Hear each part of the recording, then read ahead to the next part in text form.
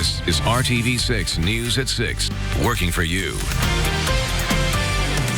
Now at 6, round 2, snow overtaking central Indiana for a second straight evening, creating dangerous road conditions. And this time it's rush hour and there is more traffic. We want to give you a live look at our RTV6 live drive on Man Road, heading south toward the Mooresville area where there is a big crash tonight. More on that in a minute. You can see, though, our car is moving slower, which is necessary for the conditions tonight. And check out the RTV6 radar. There is still more snow to go tonight. Yeah, we need to get right to Chief Meteorologist Kevin Gregory on this Storm Team 6 alert day. Lots of blue on the map. Blue represents the snow in central Indiana. This is your 2-day snowfall report. Can't call it a total yet because we haven't kind of seen the end of this snow, but just under 6 inches in Indianapolis. The benefit today so far, mainly on roadways, it's been melting, accumulating in other spots. I don't know if you can catch this. Occasionally you see the wind blow the snow there at the Motor Speedway, and that lowering visibility. There you go, good shot of that. That wind is out of the northeast at 15 miles per hour. At least once it hits the ground, it's pretty wet and sticky, so it will not drift, and I don't think it'll be much of a problem for visibility, as it'll be kind of just sticky and sit there. I just want to show you this. Here's drier air working into southwest portions of the state where you've had a big burst of snow in Johnson, Morgan, and Shelby counties. You'll see that kind of push to the east and the intensity let up for you. We've been tracking this area of snow. A nice burst from Edinburgh to Shelbyville to Rushville. That is moving to the north and east and will quickly change road conditions. I'm leaning toward the lower end of this prediction as far as additional snowfall. Some spots south could see still 3 inches, maybe an isolated 4-inch amount. Notice that our probability of snow continues until the very early morning hours tomorrow. We'll talk about what happens after the snow coming up. Kevin, thank you. We want to give you a live look at our RTV6 live drive heading down south to Morgan County. That's where a huge pileup crash just east of Mooresville has happened. Live drive is on Man Road right now. Police say up to 15 vehicles are involved in that wreck, which is just off Man Road near State Road 144, the intersection there. We're not there yet, but as you can see, the roads aren't too great. You've got that sheen on the road, the slick roadways there. It is just another reason to slow down and take your time getting to wherever you need to go. Also, RTV6's Cameron Riddle is live tonight on the south side for us, monitoring road conditions and talking with Indy DPW. Cameron. Hey, Mark, good evening. So it's a similar situation on this southern end of Marion County as well. We are at Southport Road and I-65, and you can see the red lights are headed southbound. The white lights are headed northbound back into Indianapolis, and things have started to slow down speed-wise as these cars leave and head toward Greenwood and Johnson County. Kevin talked a second ago about a burst of intense snow that has come through. We have definitely seen that since we last talked with you guys at 5 o'clock tonight. All of this is why DPW crews are working around the clock. 80 drivers throughout Indianapolis and Marion County will be plowing all of those city streets. NDOT, of course, will be taking care of the major thoroughfares such as I-65 and 465. Nevertheless, if it's a snowplow, they need you guys to watch out for them as they work those 12-hour shifts and switching off at 11 p.m. and 11 a.m. They are asking that you give some extra room to those plow drivers. So far today, since 6 a.m., there have been 77 slide-offs inside Marion County and the city of Indianapolis and 174 property damage accidents. That is just from 6 a.m. tonight. Now that we get into round 2, it is important to increase your following distance no matter the vehicle in front of you, and of course decrease your speed so that you too do not become one of the slide-offs, and again give those plows the extra room they need to make sure that we can all get from point A to B. On the city's south side tonight, I'm Cameron Riddle, RTV6. Cameron, thank you for that. And plow truck drivers have been working around the clock since 2 yesterday afternoon, treating the roads to prepare for all of this snow and to keep everyone safe out there. RTV6's Stephanie Wade rode along in a plow truck and shows us what drivers should and should not do when sharing the road. Stephanie is live now over Interstate 65 and 70 in downtown Indianapolis. Stephanie, what do we have to know? Well, Amanda, right now, taking a look at the interstate here behind me, we're near the I-65, I-70 South split, and Traffic is not that bad right now. Maybe people left work early, trying to beat the rush and knowing the road conditions. But I can tell you right now, INDOT plow truck drivers, they've been working 12-hour shifts all day long, laying down the salt, treating the roads. They ask as they try to keep everyone safe doing their job. You do the same. This is Miranda Orick's third winter driving a snowplow truck for the Department of Transportation.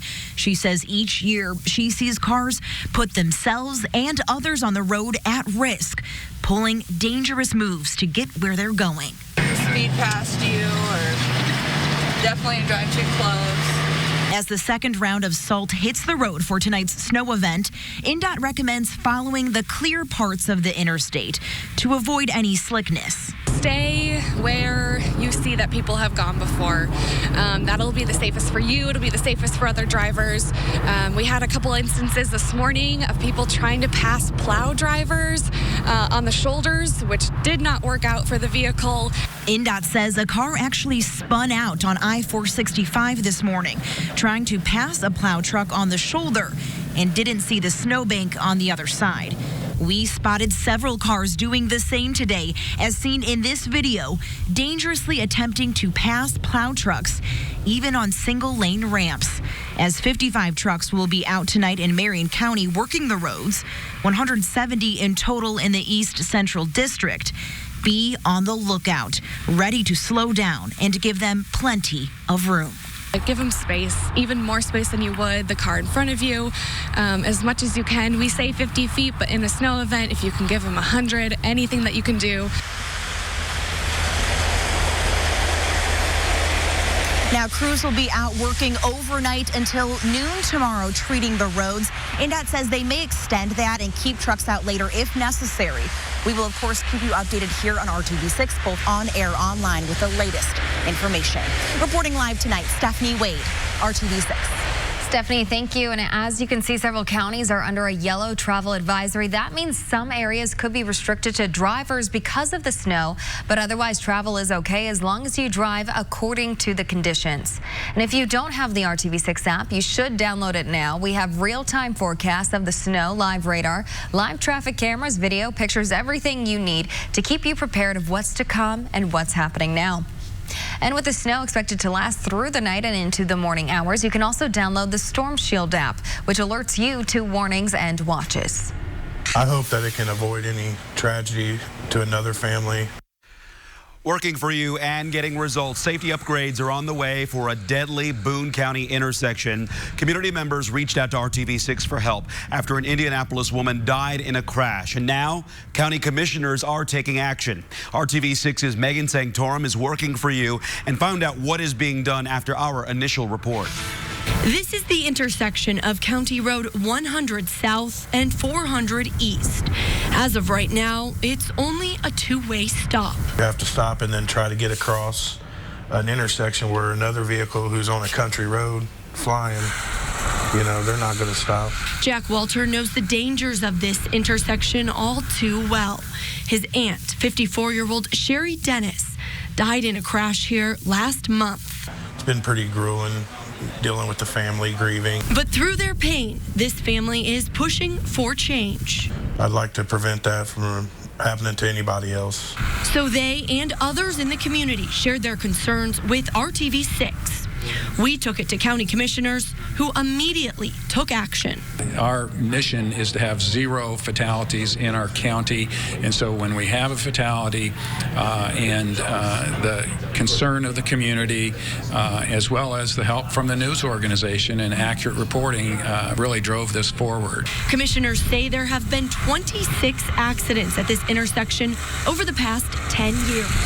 This morning, they followed the recommendation of a traffic study and voted to make this intersection a 4-way stop. This will slow everybody down, but it will also reduce the severity of an accident if there is one, but it will also increase the probability that there's going to be a stop and nobody's going to hit broadside. A change Walter says may help spare another family the same heartbreak. Definitely going to cut back on the severity of the wrecks, if anything. and the high-speed wrecks. County commissioners say they hope to have the new 4-way stop signs up within the next few weeks. Working for you in Boone County, Megan Sanctorum, RTV6. And once those new signs are installed, those who fail to stop could face a $100 fine. Now an RTV6 update, Illinois Street is now fully closed between McCarty and South Streets downtown. This is for construction on a sewer project related to the Dig Indy tunnel system. The closure is supposed to last through July. Hiring Hoosiers is an RTV6 initiative to connect you to job opportunities and the training needed to get those jobs. And this week, more help for the hundreds of Hoosiers impacted by Celadon's shutdown. The Indiana Department of Workforce Development and Employ Indy will hold a virtual job fair for former Celadon workers on Thursday morning.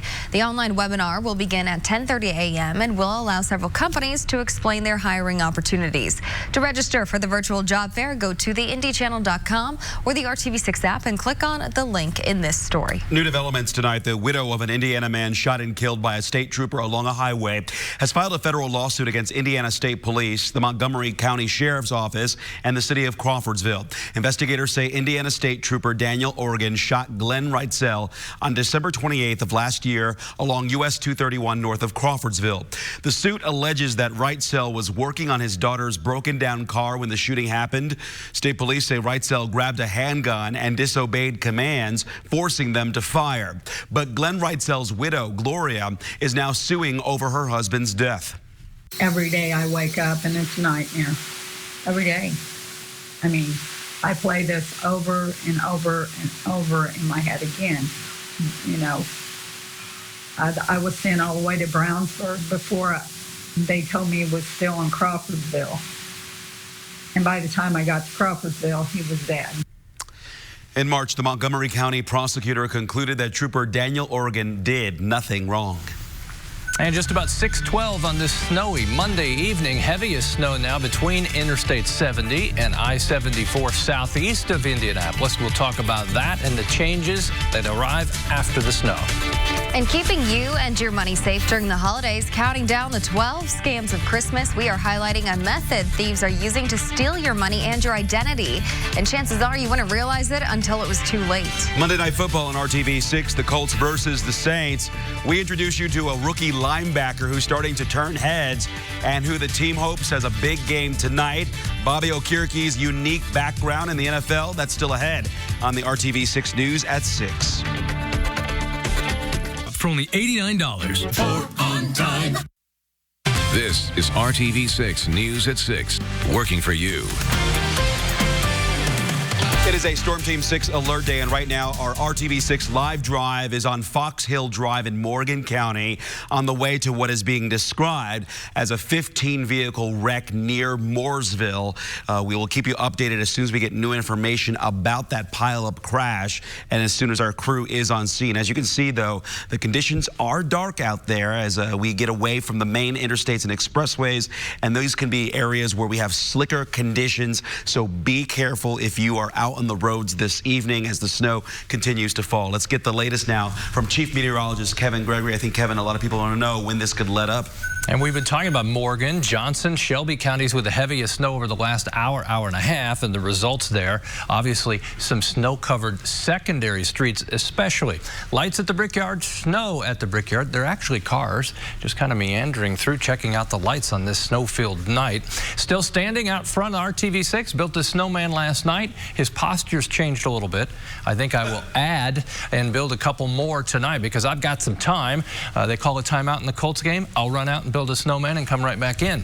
I do think we're going to see a change in the intensity here, and we already have, over the western third of the state, and the heaviest band that we've seen over the last hour and a half will be exiting to the south and east. That does not mean the snow is over. We'll talk about the timeline in a second. Whenever we get these bursts of snow, visibility has dropped to a half mile in some spots. Visibility has been poor in the heavier snow.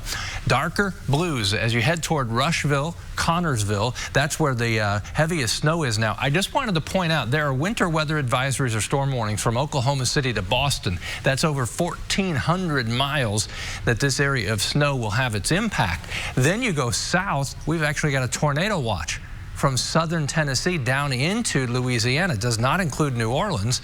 New Orleans at 75 degrees today. That's our current temperature there. There's been one fatality in a tornado in New Orleans, 2 other injured in Mississippi. Temperatures 30 in Indianapolis. We've dropped 1 degree in the last hour. Temperatures won't change much when the air's saturated. You need the snow to stop. Then they'll be able to drop into the middle to upper 20s. Okay, next couple of hours, heavier snow exits to the east. We see a little bit of a break coming into the southwest. Then as we get to 9 o'clock, still ongoing light snow. 11 o'clock. Still ongoing with a wintry mix of rain and snow, maybe brief freezing rain south of Interstate 70. By 7 a.m., that pushes to the east. We send it to the Buckeye State. We've told you how Storm Shield is very helpful, not just during summer or spring severe weather, but when we have snow events like this. It's for your Android device, smartphone. We're done with the snow. After any brief snow showers in the morning, we're dry. 31 tomorrow, 8 degrees. That's your shocking low temperature. That's the impact of the fresh snow cover on the ground. But the rest of the 7-day forecast is kind of boring. Is that all right? That is just fine. Quiet. Yeah, exactly.